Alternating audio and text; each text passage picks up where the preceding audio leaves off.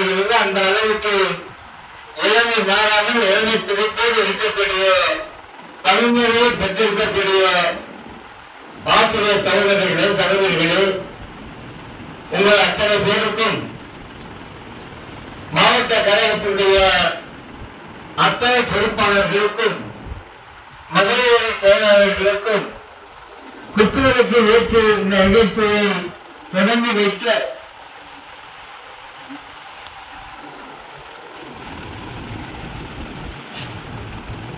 அருமை சகோதரிகளுக்கும் என்னுடைய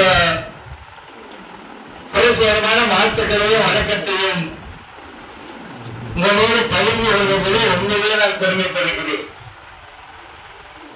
இன்று தமிழ்நிலையை பெறக்கூடிய ஆசிரியர்களின் எண்ணிக்கை 77. இதில் கணிசமாக கிட்டத்தட்ட 65 தமிழ்நிலையை பெறக்கூடிய ஆசிரியர்கள் யார் என்று சொன்னால் நம்முடைய பாசத்திற்குரிய அருமை சகோதரிகள் தான். ஆசிரியர்கள் வெறுமனே 12 பேர் தான், 77. இதை நான் சொல்வதற்கு வேதனை சொல்லுகிறேன் என்று சொன்னால், இந்த ஆசிரியர் பணியை அறப்பணியாக ஏற்றுக்கொண்டு அர்ப்பணிப்பு உணர்வோடு அருமணி ஆற்றிக் கொண்டிருக்கக்கூடியவர்கள் அருமை சகோதரர்கள். உங்களுடைய பணியை பாராட்டுகிறோம், வாழ்த்துகிறோம், போற்றுகிறோம். ஆனால் உங்களுக்கு ஒரு கனிவான வேண்டுகோள் என்ன என்று சொன்னால், எப்படி நீங்கள் கல்வித்துறையிலே அதிக எண்ணிக்கையில் ஆசிரியர்களாக நீங்கள் வளர்ந்து கொண்டிருக்கிறீர்களோ, அதிக எண்ணிக்கையில் எப்படி நீங்கள் கல்வித்துறையிலே ஆசிரியர் எண்ணிக்கை காணப்படுகிறது, அதை போன்று நம்முடைய இயக்க பொறுப்பு நீங்கள் அதிகாரிகளே பங்கேற்க வேண்டும் என்ற ஒரு அருமையான வேண்டுகோளை இந்த விழாவிலே உங்களை நோக்கி நான் கனிவோடு வேண்டுகின்றேன். ஓய்வு பெறக்கூடிய 75 பேரில் 65 பேர் பெண்கள். ஆனால் இந்த பொறுப்பாளர்களே மேடையிலே அமர்ந்திருக்கக்கூடியவர்களை பார்க்கின்ற போது உண்மையே எனக்கு கொஞ்சம் வேதனையாகத்தான் இருக்கு, வருத்தமாகத்தான் இருக்கிறது. பெண்ணாசிரியர்கள் இந்த மேடையிலே அலங்கரிக்கவில்லையே, இந்த நிலைமை எப்பொழுது நாம் மாற்றப் போகிறோம்? சமநிலை சமம் என்று சொல்லுகிறேன். ஆனால் நம்முடைய இயக்கம் உங்களை பொறுப்பாளராக ஏற்றுக்கொள்வதற்கு தயங்காது. நீங்கள் அந்த இயக்கத்திற்கு தலைமை பொறுப்பிலே வந்து வழிகாட்டுங்கள். நாங்கள் ஏற்க தயாராக இருக்கிறோம். நம்முடைய இயக்கம் உங்களையெல்லாம் உங்களுடைய தலைமையின் கீழ், உங்களுடைய வழிகாட்டுதலின் கீழ் நம்முடைய இயக்கத்தை வழிநடத்தி செல்வதற்கு நாங்கள் தயாராக இருக்கிறோம். ஆனால் நீங்கள் கொஞ்சம் முன்வர வேண்டும். இயக்க பொறுப்புகளிலே நடவடிக்கைகளிலே நீங்கள் முன்னணியில் விளங்க வேண்டும் என்று அன்போடு இந்த வேண்டுகோளை இந்த பேரணியிலே, இந்த பணிநிலை பேரணி விழாவிலே நான் முன் வைக்க கடமைப்பட்டிருக்கிறேன். அன்பு சகோதரர்களே, கோவை மாவட்ட நம்முடைய இயக்கத்தில் என்கின்ற போது உண்மையே எங்களுக்கு எல்லாம் பெருமையாக இருக்கிறது. நடுவில் ஆண்டு அமராமல் யார் யார் தமிழ்நிலையை பெறுகிறார்களோ அவர்களெல்லாம் அழைத்து சீராட்டி பாராட்டி அவர்களுக்கு பின்னாடி போற்றி வேண்டும், நீங்களுக்கு முத்தாய்ப்பாக விளங்க வேண்டும் என்று அன்போடு நான் கேட்டுக்கொள்கிறேன். முத்தாய்ப்பாக நீங்கள் விளங்கிக் கொண்டிருக்கிறீர்கள். இது மாநில பொறுப்பாளர்கள் நிறைய பேர் வந்திருக்கிறோம். இதை பார்த்து பிற மாவட்டங்களிலும் இதை இதற்கு முன்னால் அந்த அம்மையார் வந்தார்கள். விழா முடிந்த பிறகுதான் இந்த விழாவை விட்டு கீழே இறங்கினார்கள். அதை கொண்டு இந்த ஆண்டு நீங்கள் சீனியர்கள் எல்லாம் ஜூனியர்கள் எல்லாம் மாட்டேன். ஆனால் நம்முடைய நேற்று உங்களுக்கு தெரியும், சென்னையிலே மிகப்பெரிய முப்பது விட 100% எஸ்எஸ்எல்சி தேர்விலும் பிளஸ் டூ தேர்விலும் 100% கொடுத்த தலைமை ஆசிரியர்களுக்கு பாராட்டு. தமிழ் மொழி பாடத்திலே 100க்கு 100 வாங்கிய மாணவ செல்வங்களுக்கு பாராட்டு. இன்னும் பல பள்ளிகளுக்கு ஸ்மார்ட் வகுப்புகளை எல்லாம் தொடங்கி வைத்த விழா என்ற முப்பது விழா மாண்புமிகு முதல்வர் அவர்கள் தலைமையிலும் மிக சிறப்பாக நடைபெற்றது. அந்த விழாவுக்கு சென்றதற்கு நம்முடைய முழுமை கல்வி அலுவலர்கள்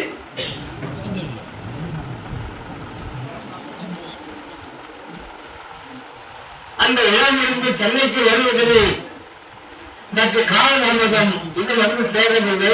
உடல்நிலை அவருக்கு சரியில்லை என்றும் கேள்விப்பட்டோம். அதனால்தான் அவர்கள் வர முடியவில்லை.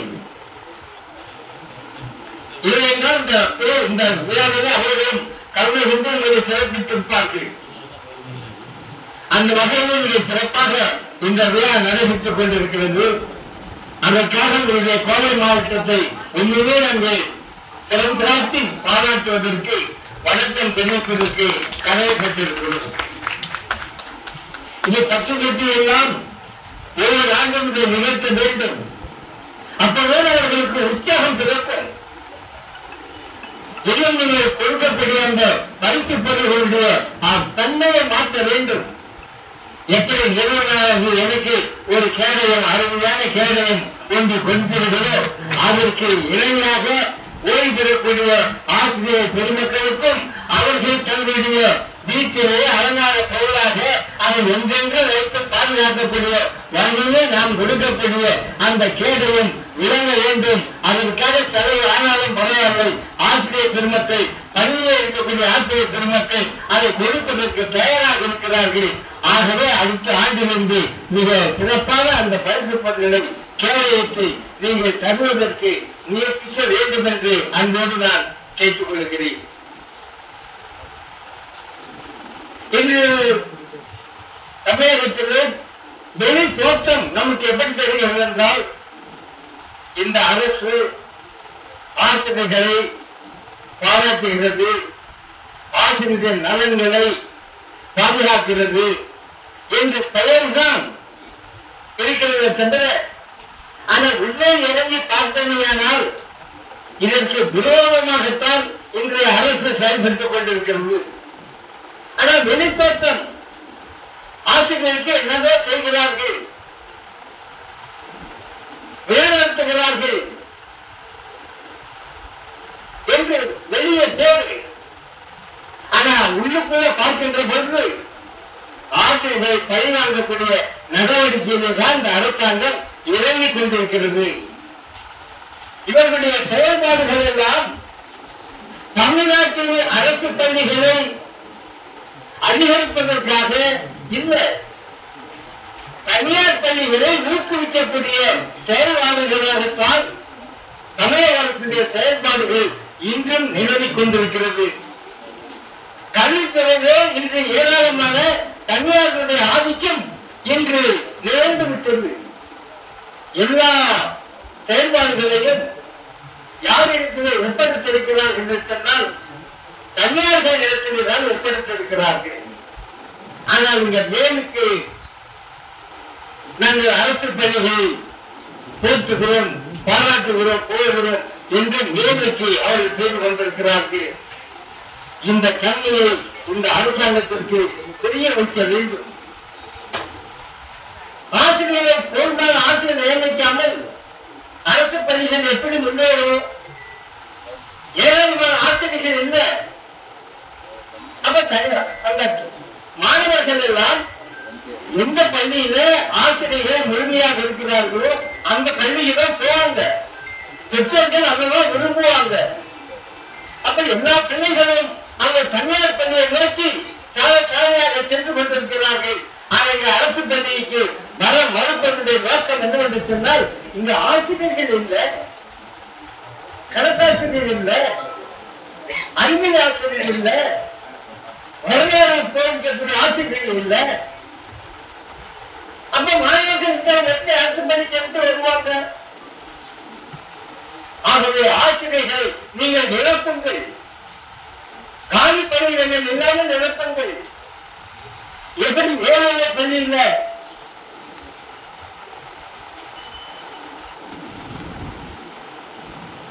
ஒரு பாடத்திற்கு ஒரு ஆசிரியர் என்று போட்டிருக்கிறீர்களோ அதே போல 6 to 10 வரை வேதியியலுக்கு ஒரு பட்டதாரி ஆசிரியர், பிசிக்ஸுக்கு ஒரு பட்டதாரி ஆசிரியர், தமிழுக்கு ஒரு பட்டதாரி ஆசிரியர், கணக்குக்கு ஒரு பட்டதாரி ஆசிரியர், பால்கனிக்கு ஒரு பட்டதாரி ஆசிரியர், ஜுவாலஜிக்கு ஒரு பட்டதாரி ஆசிரியர், தமிழுக்கு ஒரு பட்டதாரி ஆசிரியர், புவியியலுக்கு ஒரு பட்டதாரி ஆசிரியர் என்று நீங்கள் நியமித்தால், அந்த அடிப்படையில் நியமனங்கள் நடைபெற்றால் கண்டிப்பாக அரசு பள்ளிகள் ஓஹோ என்று வளரும். எல்லா மாணவர்களும் எல்லா பெற்றோர்களும் அரசு பள்ளியில்தான் தங்களுடைய பிள்ளைகளை சேர்ப்பார்கள். அது செய்யாத வரை விமோசனம் இல்லை.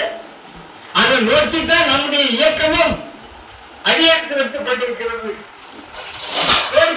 வச்சிருக்கிறோம். வேலையை பள்ளியிலே எப்படி ஒரு பாடத்திற்கு ஒரு பிஜி ஆசிரியர் போடுகிறீர்களோ அதே போல உயர்நிலை பள்ளியிலேயோ 6 to 10 வரை ஒவ்வொரு பாடத்திற்கு ஒரு பட்டதாரி ஆசிரியரை நீங்கள் நியமிக்க வேண்டும். அப்பொழுதுதான் கல்வித்தரம் உயரும். எந்த அனுமதிகளை நீங்கள் பயன்படுத்தினாலும் அதில் பயன்பெறாது என்று நாம் சொல்லியிருக்கிறோம், கோரிக்கையாக வைத்திருக்கிறோம். அதை நிறைவேற்றுவதற்கு வேண்டிய போராட்ட திட்டங்களையும் இந்த மாபெரும் இயக்கம் தன்னுடைய கையிலே ஏந்தும் என்பதை இந்த நேரத்தில் சொல்லிக்கொள்ள விரும்புகிறேன். அடுத்த நண்பர்களே, உலகத்தில் இருக்கக்கூடிய முதலாளித்துவ நாடுகள் பெரியவங்களுக்கு அமெரிக்காவில், பிரிட்டன்ல, ஜெர்மனியில, இத்தாலியில, ஆஸ்திரேலியாவில, கனடாவில, எல்லா நாடுகளிலும், ரஷ்யாவை தவிர, சைனாவை தவிர மீறி எல்லா நாடுகளிலும் முதலாளித்துவ அரசுகள் தான். உலகத்தில் இருக்கக்கூடிய 2-3 நாடுகள் தவிர மீறி எல்லா நாடுகளிலும் தனியார் மயம் தான், முதலாளித்துவ நாடுகள் தான். அந்த நாட்டில் இருக்கக்கூடிய அனைத்தும் தனியாருக்கு சொந்தம். ஆனால் நான் இப்ப சொல்ல வந்த நாடுகள் இருக்கிறது, அந்த நாடுகளில் இருக்கக்கூடிய கல்வி நிலையங்கள் யாருக்கு சொந்தம் என்று சொன்னால் முதலாளிகளுக்கு சொந்தம் இல்லை, தனியார்களுக்கு சொந்தம் இல்லை. முழுக்க அந்த அரசாங்கத்தினுடைய சொத்து. முதலாளித்துவம் கொடிகட்டி பறக்கக்கூடிய நாடுகளில், தனியார் துறை ஆதிக்கம் செலுத்தக்கூடிய நாடுகளில் பள்ளிகளை எல்லாம் யார் நடத்துகிறார்கள் என்று சொன்னால் அரசாங்கம் தான் நடத்துகிறது. அமெரிக்காவில் இருக்கக்கூடிய பெற்றோர்கள் தங்களுடைய பிள்ளைகளை அரசு பள்ளியில் தான் அனுப்புகிறார்கள் தவிர அந்த தனியார் நடத்தக்கூடிய பிரைவேட் ஸ்கூலுக்கு அனுப்புறதில்லை. அதே போல கனடாவில், அதே போல ஆஸ்திரேலியாவில். ஆனா இங்க தலைகீழா இருக்கீங்க. அந்த நிலைமை மாறுங்க. எல்லாம் அரசு மையம், எதுவுமே தனியார் மையத்தில் நடத்திட்டோம். ஆனா பள்ளிக்கூடங்கள் நடத்துவதை கல்வி படிக்கக்கூடிய அந்த புனிதமான தொழிலை அரசாங்கம் தான் நடத்த வேண்டும். அரசாங்கம் தான் பள்ளிகளை அமைக்க வேண்டும். தனியார் பள்ளிகளை இழுத்து மூடக்கூடிய வகையில் உங்களுடைய செயல்பாடுகள் அமைய வேண்டும் என்ற ஒரு உன்னதமான கோரிக்கையை முன்வைத்து நம்முடைய மகத்தான இயக்கம் போர்க்கொடி உயர்த்தும் என்று இந்த நேரத்தில் உங்களுக்கு சொல்லிக் கொள்ள விரும்புகிறேன். அடுத்து அதிக நேரம் நான் எடுத்துக்கிறேன். இன்னும் பல நம்முடைய நண்பர்கள் பேச இருக்கிறாங்க. நீங்க இந்த பாராட்டுவதை எல்லாம் கொண்டாடிக்கிறீங்க. இன்னும் ஒரே ஒரு பாயிண்ட் என்னன்னா, நான் ஆரம்பத்தில் சொன்ன போல இந்த அரசாங்கம் நமக்கு எல்லாம் நன்மை செய்வது போல இருக்கு. ஆனா இல்ல, கலைஞரை போற்றுகிறோம், பேரறிஞர் அண்ணா அவர்களை போற்றுகிறோம், பாராட்டுகிறோம். ஆனா ஸ்டாலின் அவர்களை பாராட்டுவதற்கு போற்றுவதற்கு மனசு ஒப்பந்த வெளிப்படையா சொல்றோம். ஏன் என்று சொன்னால் பேரறிஞர் அண்ணா கொடுத்த அந்த உரிமையை பறிமுதல் செய்தது கலைஞர் அல்ல, கலைஞருடைய பிள்ளை ஸ்டாலின்.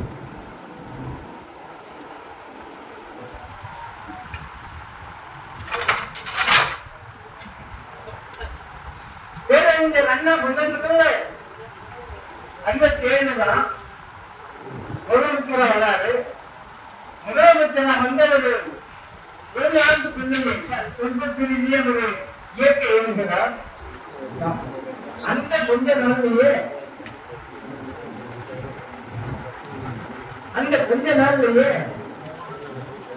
உன்னதமான ஒரு உண்மையை கண்டுபிடிச்சார். என்னன்னா ஆசிரியர்களை பணிக்கு நியமிக்கிறோம். அந்த பணிக்குரிய குவாலிஃபிகேஷனை விட ஒரு ஆசிரியர் அதிகமான குவாலிஃபிகேஷன் பெற்றால் அது மாணவ செல்வங்களுக்கு தானே பயன்படும்.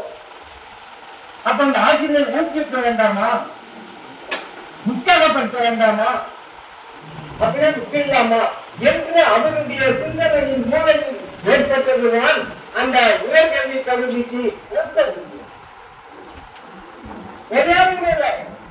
பேரறிஞர் அண்ணா அவர்கள் கொடுத்தாரு. ஒரு பட்டதாரி ஆசிரியர் எம்ஏ முடித்தால், எம்எஸ்சி முடித்தால், எம்எட் முடித்தால், பிஹெச்டி முடித்தால் அவருக்கு மொத்த சர்வீஸுக்கு 2 உயர்கல்வி தகுதிக்கு 2 இன்சென்டிவ் இன்கிரிமெண்ட். ஒரு இன்சென்டிவ் இன்கிரிமெண்ட் என்பது 2 ஆனுவல் இன்கிரிமெண்ட்டுக்கு சமம். அது லைஃப் லாங்கா வரும். ஹெச்ஆர்மெண்ட்லயே பாதி வரும் நமக்கு. அது கலைஞர் கையை வைக்கல, அந்த உரிமையை கலைஞர் பதிக்கல. ஆனா அந்த உரிமையை பதித்தது யார் என்று சொன்னால், இன்று முதலமைச்சராக வீரினரை போட்டுக் கொண்டு பவனி வந்து கொண்டிருக்கிறாரே நம்முடைய முதலமைச்சர் ஸ்டாலின் அவர்கள் மன்னிக்க முடியாத பாதகமான செயலை செய்தவர் ஸ்டாலின் தான். எங்க வேணாலும் சொல்லுவோம், பயம் இல்லை, இல்லை மறுக்கட்டும். அடுத்து இன்னொன்னு, கலைஞர் அவர்கள் கொடுத்ததையும் படித்திருக்காரு.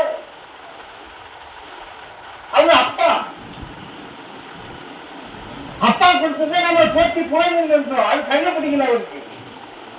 அது என்ன உரிமை? நாம் சேர்த்து வைத்திருக்கக்கூடிய அந்த ஈயல் இருக்கு பாருங்க, அந்த ஈயல் கூட போராடிதான் வாங்கணும். நம்ம ஆரம்பத்துல ஒரு ஆசிரியருக்கு எவ்வளவு ஈயல் தெரியுமா? வருஷத்துக்கு 3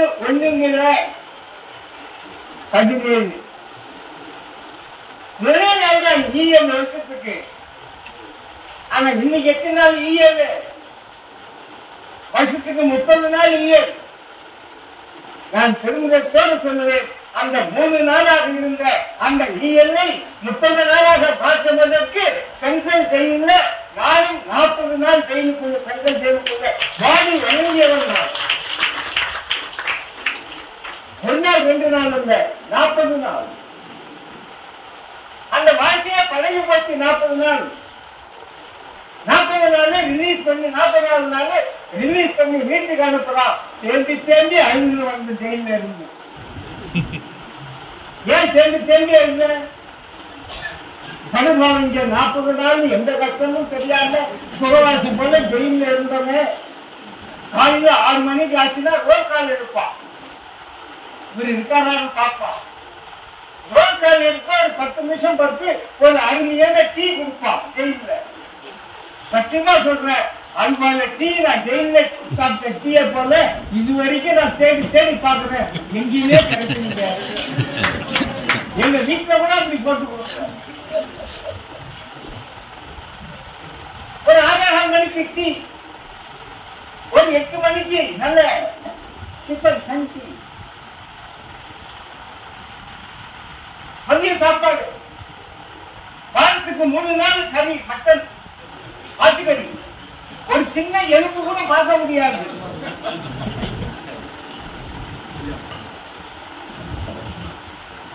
சின்ன எலும்பு கூட பார்க்க முடியாது.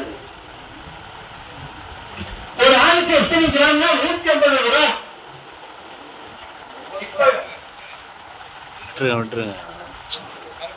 இப்ப இருக்கிற விலைவாசிக்கு நம்ம 150 கிராம் ஆட்டு வரி வாங்கி சாப்பிட முடியாது பாருங்க. ஒரு ஆளுக்கு அதுவும் ஈவினிங் 6 மணி ஆச்சுன்னா வேண்டாம். நம்ம வீட்டு இது காலையில போறோம்னா ராத்திரி 2,000 பத்தி கவலை இல்லை. வந்தா சாப்பாடு அப்படிதான் நம்ம நிலவரம். நாளைக்கு கிளம்புனா வேற நான் வீட்டுக்கு போன பிறகுதான் கணக்கு வைப்பாங்க. மீதி நேரத்தில் எங்களுக்கு என்ன ஏதுன்னு எந்த காலம் கிடையாது. ஆனா ஜெயில் அப்படி இல்லை. தினமும் காலையில் ஒரு வேர்க்கால், மாலையில் ஒரு வேர்க்கால் எதிர்பார்க்கு. அவங்களுக்கு பாதுகாப்பான இடம். நான் ஜெயிலுக்குள்ள போகின்ற பொழுது சுகர் பேஷண்டாக பண்ணேன்.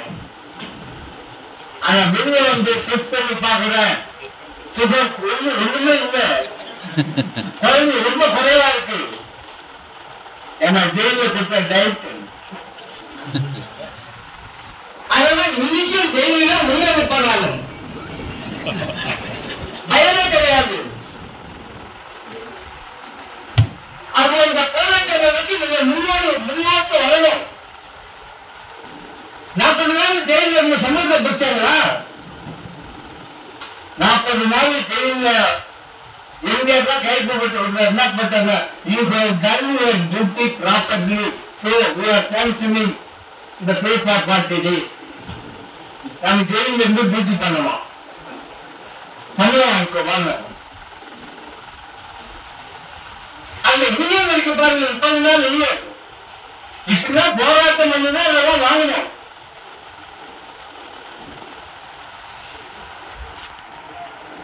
இப்ப 30 நாள் யூனியன் கிடையாது சார், 17 நாள் யூனியன். இப்போ 3 நாள் இருந்தது, 10 நாள் ஆச்சு, 15 நாள் ஆச்சு, மீண்டும் 2 நாள் இன்க்ரீஸ் பண்ணி இப்ப நமக்கு ஆசிரியருக்கு 17 நாள் யூனியன்.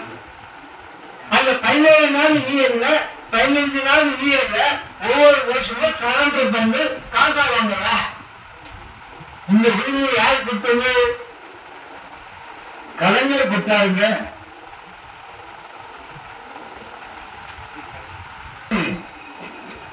அவருடைய மூலையில் குறித்தது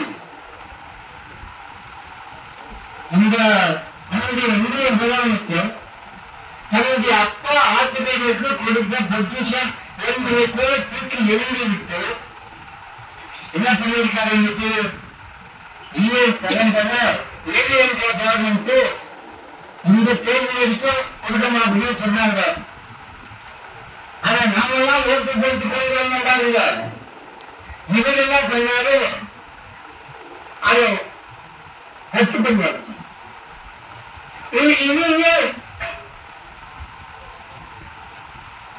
அது அன்டில் ஃபர்தர் ஆர்டர்ஸ், மறு உத்தரவு வருகின்ற வரை நீங்கள் யூனியனை சரண்டர் பண்ண முடியாது. ஏடிஎம்கே கவர்மெண்ட் எல்லாம் ஒரு பட்டு வேலை போச்சு. இந்த தேர்தல் வரைக்கும் அவ்வளவு சொன்னாங்க. இவர் என்ன பண்ணாரு? அன்டில் ஃபர்தர் ஆர்டர்ஸ் நீங்க கிளைம் பண்ண முடியாது. அது உயர்கல்வி கல்விக்கு ஊக்கவில்லையோ அது அடிவோடு படிச்சுட்டாரு. ஒரு வம்சம் வந்து கொடுக்க முடியும். பிடி ஆசிரியர் என்ன சொல்லிவிட்டால் வம்சம் ஒன் டைம் பேமெண்ட் ஒரு 20,000. பிஹெச்டி எடுத்துட்டு பண்ணா ஒரு 25,000 வீட்டுக்கு போகும். அப்ப நமக்கு விடுமைகளை எல்லாம் அறிமுகம் செய்த ஆட்சிதான் இன்னைக்கு அங்கே போட்டியிலே நிறுவனிக்கிறார்கள், அரசாட்சி செய்து கொண்டிருக்கிறார்கள். நம்மை பொறுத்தளவில் இந்த அமைச்சர்களை காட்டிலும் அரசாட்சியை காட்டிலும் மோசமான ஆட்சி எது என்று சொன்னால் மு.க. ஸ்டாலின் அவர்கள் தலைமையில் இருக்கக்கூடிய இன்றைய ஆட்சிதான் ஆசிரியர்களுக்கு மாணவர்களின் விரோதத்தையும் வாரி வாரி வழங்கக்கூடிய ஆட்சி என்பதை தவிர்க்க முடியாது. அப்படி இருந்தாலும் போன எலெக்ஷன்ல இவர் சொல்லலை நம்பி ஓட்டு போட்டு அந்த ஆட்சியை கொண்டு வந்தோம். 2021 நம்பிக்கை தான். இப்போ பார்லிமெண்ட் எலெக்ஷன்ல என்னாச்சு? ஆனா இப்பயும் டிஎம்கே அதிக ஓட்டு போட்டிருக்கிறோம். போஸ்டல் ஓட்டு கிட்டத்தட்ட 2,00,000 மேல, 2,42,000 போஸ்டல் ஓட்டு. அந்த 2,42,000 போஸ்டல் ஓட்டுல டிஎம்கேக்கு மட்டும் போஸ்டல் ஓட்டு எவ்வளவு என்று சொன்னால் 1,11,000. மீதி கட்சியில கம்மிதான். இந்த அரசாங்கத்தின் மீது கொஞ்சம் நம்பிக்கை வைத்திருக்கிறோம் என்று இந்த அரசாங்கத்திற்கு காட்டுவதற்காகத்தான் அந்த 1,11,000 போஸ்டல் ஓட்டு மற்ற கட்சிகளை காட்டிலும் கூடுதலாக டிஎம்கேக்கு நாம் வாரி வழங்கி இருக்கிறோம். இதை அவர்கள் புரிந்து கொள்ள வேண்டும். அவர்கள் புரிந்து கொள்ளவில்லை என்று சொன்னால் 2026 நீங்கள் கோட்டையில் இருந்து மூட்டை கட்டிக் கொண்டு வீட்டுக்கு வர வேண்டிய நிலைமை ஏற்படும் என்பதை நாங்கள் அவருக்கு நேரில் சொல்வதற்கும் தயங்க மாட்டோம், சொல்லுவோம். இவைகளெல்லாம் வென்றெடுப்பதற்கு தான் இந்த நம்பிய மகத்தான இயக்கம். இதை நம்ம இந்த இழந்த உரிமைகளை மீட்டெடுப்போம். பென்ஷன் 2003 பென்ஷன் எல்லாமே செலவாகத்து போட்டு நம்ம ஒரு துணிவதி ஒரு அம்மா இருக்கு பாருங்க, முதலமைச்சரா ஜெயலலிதா அந்த மாதிரி பென்ஷன் சென்ட்ரல் கவர்மெண்ட் 2004 பென்ஷன் இல்லைன்னு சொன்னான். இந்த மாதிரி பண்ணிச்சு இவ்வளவு 1 வருஷம் விடமாட்ட. இங்க 2003 பென்ஷன் இருந்துச்சு. சென்ட்ரல் கவர்மெண்ட் 2004 பென்ஷன் இல்லை. இதெல்லாம் 2003 காலி பண்ணி. அப்ப அந்த பழைய பென்ஷனை கண்டிப்பாக இந்த தேர்வு இயக்கம் தமிழ் மண்ணிலே ஒரு வலுவான போராட்டத்தை துணையோடு ஒரு வலுவான போராட்டத்தை நடத்தி கண்டிப்பாக அந்த உரிமையை பத்திரமாக மீட்டுக் கொடுக்கும். அதற்கான வேலைகளை எல்லாம் பணிகளை எல்லாம் இந்த மகத்தான இயக்கம் செய்து கொண்டிருக்கிறது என்பதை உங்களுடைய நிலைநிறுத்த கொண்டு வருகிறோம்.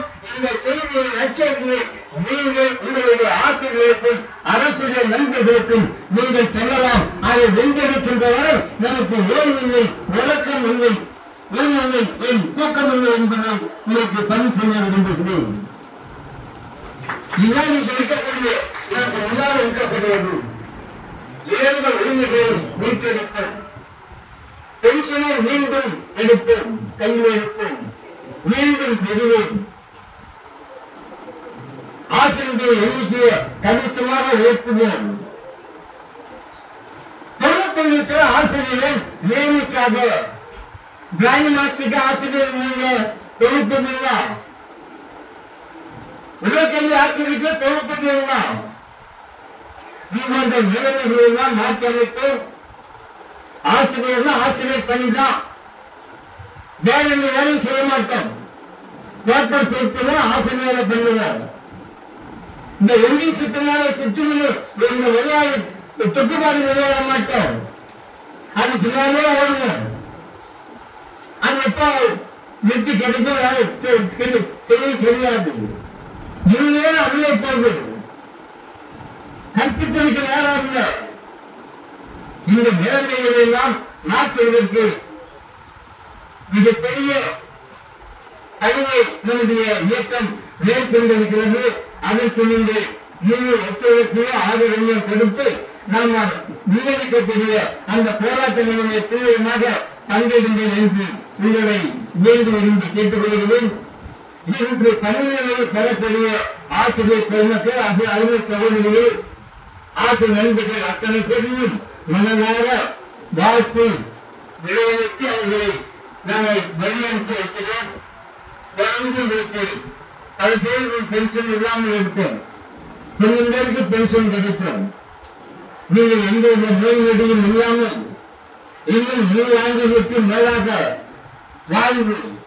வாழ்க்கையை அனைத்து நலன்களையும் அளவின்றி பெற்று ஒரு சீரில் சிறப்பான வாழ்க்கை நீங்கள் பெற வேண்டும் என்று நம்முடைய பேரியக்கத்தின் சார்பாக இதை வாழ்த்து வழங்கி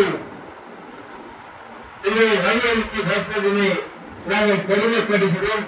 நன்றி, வணக்கம். இதோடு என்னுடைய நன்றி.